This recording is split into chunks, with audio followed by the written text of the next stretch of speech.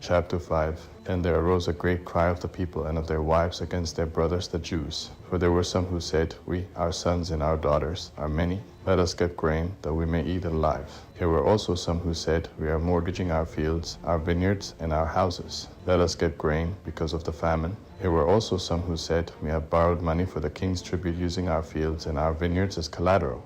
Yet now our flesh is as the flesh of our brothers, our children as their children. Behold, we bring our sons and our daughters into bondage to be servants, and some of our daughters have been brought into bondage. It is also not in our power to help it, because other men have our fields and our vineyards. I was very angry when I heard their cry and these words. Then I consulted with myself, and contended with the nobles and the rulers, and said to them, You exact usury, every one of his brother. I held a great assembly against them. I said to them, We, after our ability, have redeemed our brothers the Jews that were sold to the nations. And would you even sell your brothers? And should they be sold to us? Then they held their peace, and found not a word to say. Also I said, The thing that you do is not good. Shouldn't you walk in the fear of our God because of the reproach of the nations, our enemies? I likewise, my brothers and my servants, lend them money and grain. Please let us stop this usury. Please restore to them, even today, their fields, their vineyards, their olive groves, and their houses, also the 100th part of the money, and of the grain, the new wine, and the oil, that you are charging them. Then they said, We will restore them, and will require nothing of them.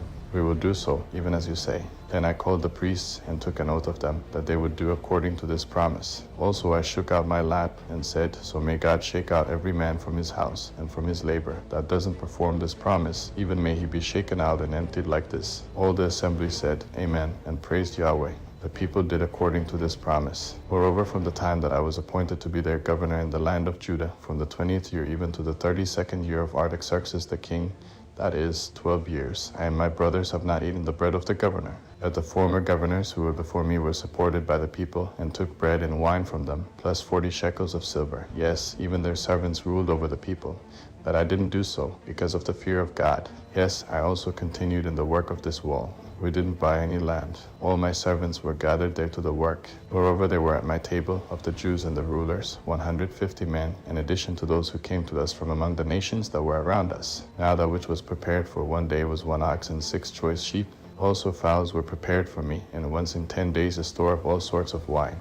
Yet for all this I didn't demand the governor's pay, because the bondage was heavy on this people. Remember me, my God, for all the good that I have done for this people.